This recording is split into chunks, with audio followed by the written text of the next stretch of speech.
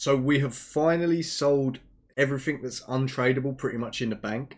I've pretty much liquidated everything that I physically can. Everything else I'm going to record right now to show you guys what we have so you can make sure I'm not cheating. I will periodically show you guys the bank and just let you guys know what's legit and what isn't. But for the most part, all of the new stuff's going to be coming into the new tab. I have all of this gear down here for guides. I'm very specifically only going to be using Elder Overloads in this series. And because of that, I've made all of my existing ones into salves. So I'm not going to be using any salves in this series. I also won't be using any holy aggro overloads either. But yeah, this is pretty much the bank. I've kept a few archaeology supplies because I'm not 120 yet. So now we can actually get onto the account. All I have to get rid of is this 70k. So let's withdraw this and drop that. So the first thing that I'm going to do, I'm going to go check my ports and get that going. I will show you how many resources I have now. So this can be used as a future reference, but I already have 23 ancient bones that I won't be able to use. And then here are the rest of my trade goods. So I'm actually going to look into this and see if we can get an ancient bone voyage. So there isn't one today. Also, because it's distraction and diversion week, we are going to be getting 30% more trade goods from these voyages. And we also have an extra 10 rolls to get a bone mission. There's some spices. You can actually make a little bit of profit off this, so I'm going to send that out if I can't get anything better. So that's going to be sent out. I can get a maximum 100% on this, so this is guaranteed to come back in 16 hours. We need GP to invest to make more money. So the easiest way that we're going to actually do this is by going to Ooglug and getting our Sandstone. I'm hoping I can make at least 1 mil from doing this, and that will enable me to do my rune shop runs. And then we should have a decent amount of GP to get into the first money maker that I want to do. I forgot to mention, if you're going to be doing your Sandstone, there's a fair few boosts in the game that you can actually do to get more. The only one we have access to at the moment is the resourceful aura. And this is when woodcutting or excavating, there's a 10% chance to not deplete the resource.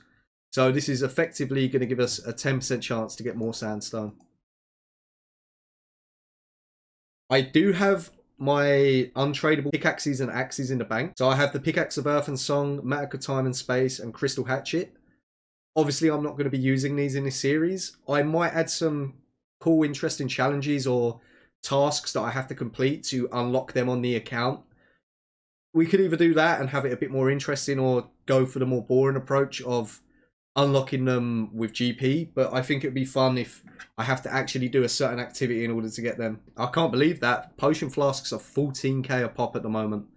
So as a base rate, you should be getting 50 of these a day. Using the resourceful aura, obviously you can get extra, so we should be expecting to get just shy of 55 because we activated it a little late.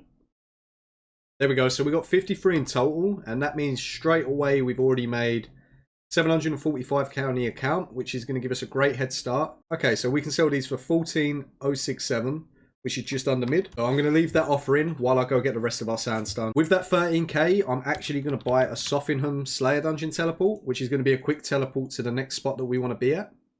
For those of you unaware, when you complete the Elite Desert Diaries, you actually unlock another spot for mining the Sandstone, and it is located just east of Sophingham. This will yield you an extra 25 Sandstone a day, which hopefully should be another 300 odd K. One of the first things I want to grab on this account is a bladed dive switch, and I want to perk that out and get mobile, just for quick mobility to get these shop runs done as quick as possible. So nice, the crystal flasks are actually just over 5k each, and you can get another 75 of them a day.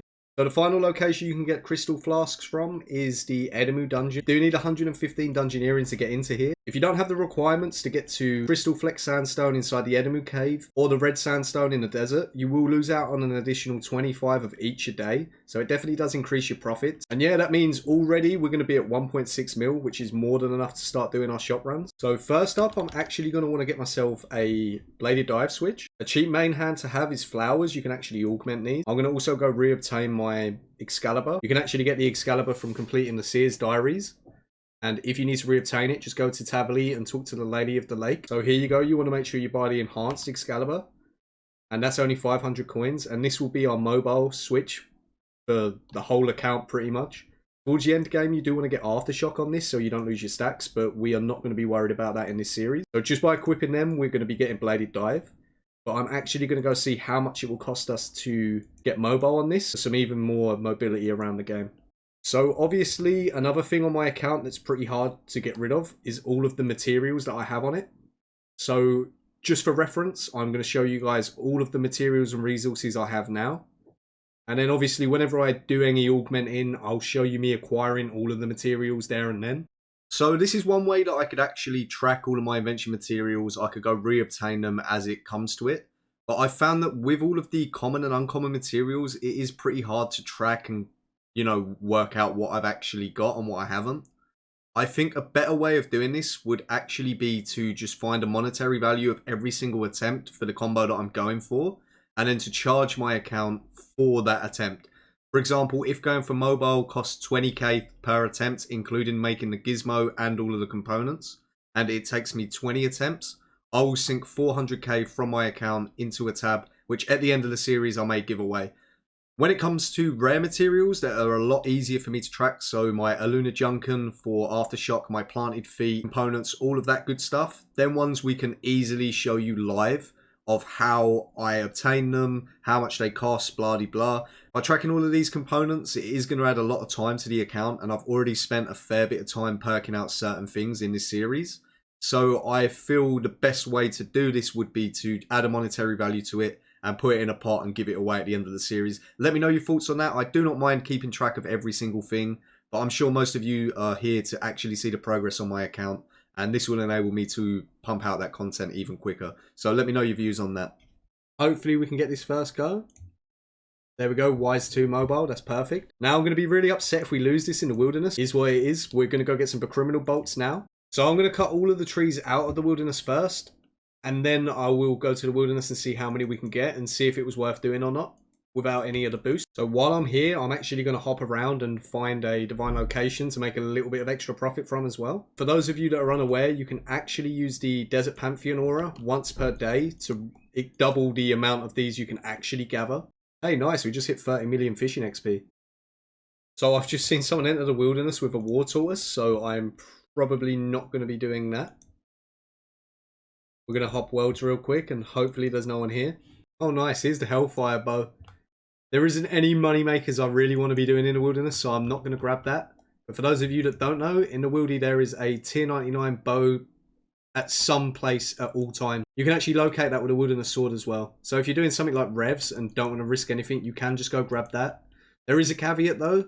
People will be able to locate you if you have the bow. So any PKer will be able to see where you are at all times if you grab that. It's double runes from all of the rune shops in game, so that's a great way to stock up and make a bit of profit. The runes that are currently profitable are air runes, fire runes, bodies, cosmic, chaos, astral, blood, and soul runes. So you're going to want all of them. I'm going to be buying all of the elemental runes, even if they don't make a profit, purely due to the fact that I will probably use these for my Viswag. A little tip as well, you're going to want to make sure you buy 2 lore runes because this can teleport you straight to the watchtower. This is next door to the Wizard Guild, which is your next shop that you're going to want to buy these from. Also, if you go south into this shop, you can buy flies off this guy for a little bit of easy profit. So from that 2k, we've just made 50k. So runes are going to be ridiculously cheap right now because there's 2 times the amount of them coming into the game. We can sell the rock towers we obtained and the criminal bolts as well. So with the criminal bolts, we invested 100k and we got really unlucky with the yield that we got. But we've still made 200 odd k profit.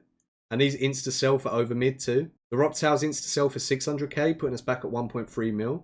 Another way you can make some easy starter money is if you go to Burthop and just go over to the east, there should be a stall.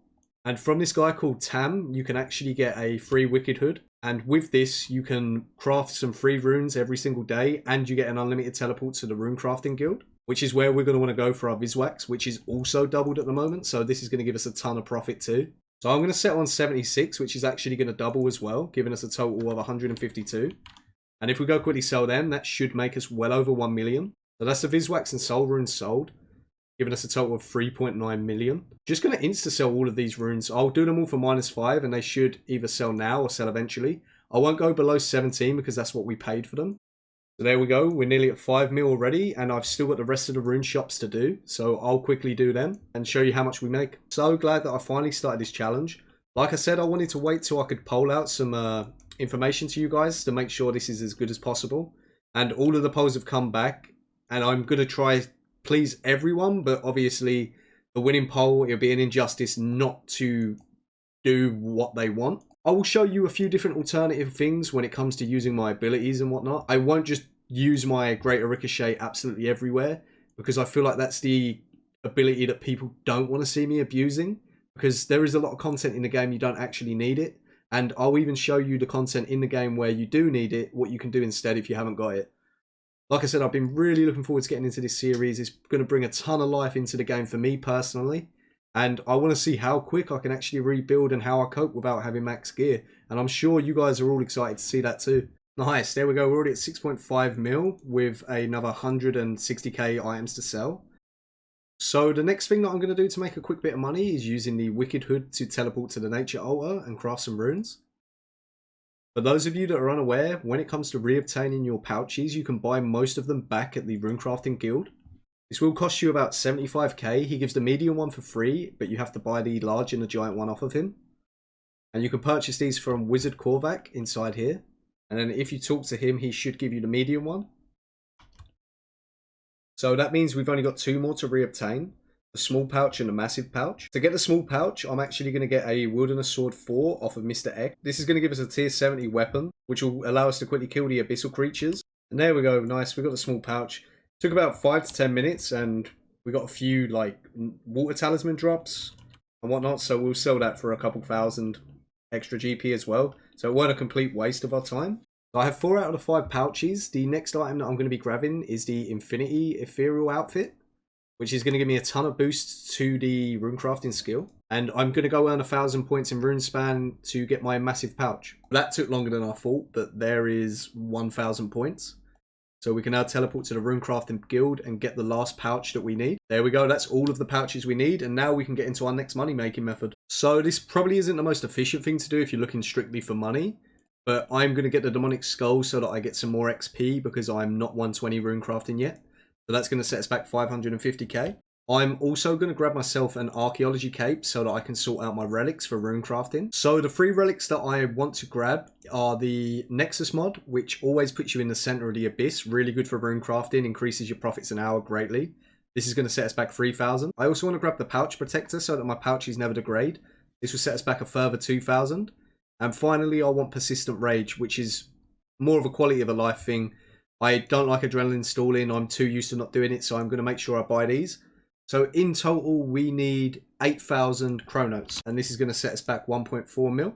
But it'd be well worth it in the future. We would have needed these anyway. So now that we have all of them set up, I'm going to sort out my action bar and make a preset for runecrafting and show you the optimal way that I'm going to be doing it. So yeah, I should have actually augmented my Excalibur because I'm going to be needing to use the Wilderness Sword here to teleport to Edgeville as quick as possible, since they removed the Slayer capability to do that. So I'm going to have to get another augmenter for my Excalibur, and I will also need to grab all of the components again. So I'm going to quickly do that now and teleport back to Barrock to the shop to get some more bladed parts. I have everything else in my invent in order to get the 20 flexible, 1 Pios, 10 bladed, 5 crafted and 2 strong components that we need. And yeah, I'll put mobile on this and then get the rest of the gear that we need to get set up.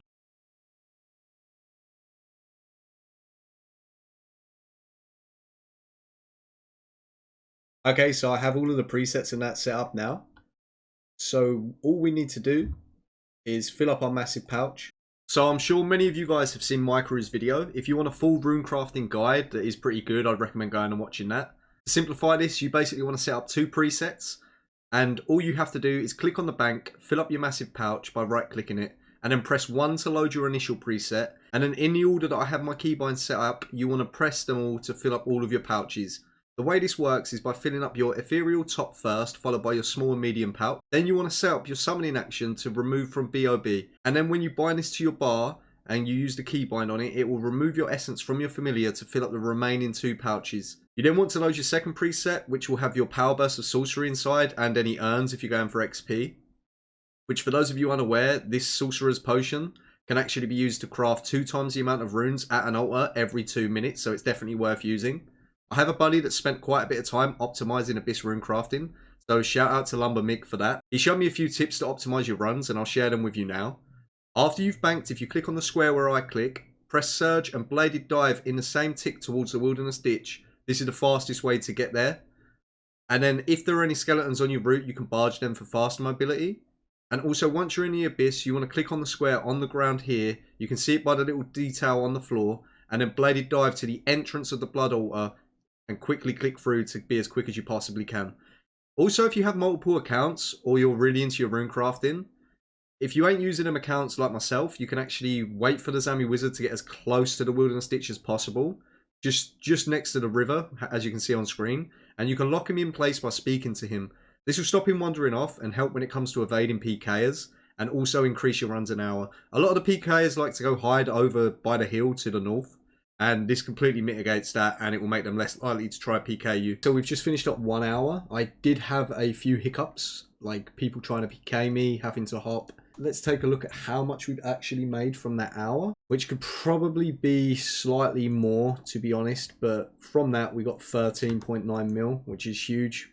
Like, it's paid back for everything that we invested into it and more. And I'll leave these in and go do another hour, and we'll see where we're at. Okay, so I've just collected the previous history, which was 8 and 6, which puts us up to just over 15 mil. So I've just collected the previous offers, and we're now over 15.6 million, not including any of the items in the bank. We also have another 9,000 bloods and 16 threads to sell, but I'm going to start preparing now for the next moneymaker that I want to have on the account. It's important to have multiple consistent moneymakers that you enjoy doing, so that way you always have something different and unique to do. If you do the same thing over and over again, you're going to get burnt out and end up quitting and not getting any progress in the long run. So you have to have multiple things to do. I'm going to be obtaining the Sun Spear and perk that out for a nice tier 78 weapon in all of the styles for now. This will also unlock Via Watches, which can make upwards of 10 mil an hour AFK. We probably won't hit that without having max gear and perks, but it is a nice AFK method on your account, and this is going to be great for me while I make guides and edit videos. So back to disassembling some components. I want to upgrade my Sun Spear to give it some pretty good damage by perking it out with Precise 6 and Equilibrium 4. These are both relatively inexpensive and they're going to add a ton of extra damage to your armor and weapons. I'm not going to bore you with all of the footage, so I'm just going to put some little snippets in here. But I had to spend a few million buying the archaeology components for Historic, Time Worn and Classic. And also had to spend a little bit of GP getting some of the other commons. And I can't believe it, YouTube luck is actually a thing. I legit got the best Equilibrium combo with Ruthless 3 on my first attempt. And just bear in mind this normally costs over 20 million on average to get. And I also got Precise 6 Genocidal on my first attempt too. Which I'm not going to lie, I can get used to this. As I want to get set up for Via Watches, I have also gotten some upgrades to my gear that will be useful there. So I purchased some bandos, which is relatively cheap. The only one that cost a few mil was the plate body. The helm, gloves and boots were all relatively inexpensive. And I also grabbed some quick early supplies to go grind out some dungeon tokens at Elite Dungeon 3. I want to get some tokens so I can get a Zealot's necklace, which is best in slot when killing Via Watches. And a Ring of Vigor, which is a ring that's going to help us every single wear in the game. So that's the plan of action for now. I will eventually make some overloads. I'm not going to lie, I'm putting it off at the moment because I really can't be bothered to train Herblore. I'll put some money into some Herblore supplies and start getting the overloads now. It's very important that you don't stinge out when it comes to making the best overloads because these are going to give you an insane DPS increase. Like, honestly, without these, you're losing out on so many extra kills an hour or whatever it is you want to do. So do not skimp out on making overloads and using them. After killing 2 mini-bosses in ED3, I realised that we would be able to greatly increase our damage by getting some Ripper Claws. Not only are these tier 85 damage, but they'll also let us have access to the Decimate ability and another strong AoE ability, Flurry. This is going to greatly increase the amount of kills we can get here an hour, and it's made killing the mini-bosses overall a lot easier and a lot less taxing on the supplies. I will need to perk these out eventually, but as I'm gearing up for Via Watches, I'm not going to do this now. But yeah, that's everything that I've got for you on this first episode. Hopefully you guys are enjoying the progress so far.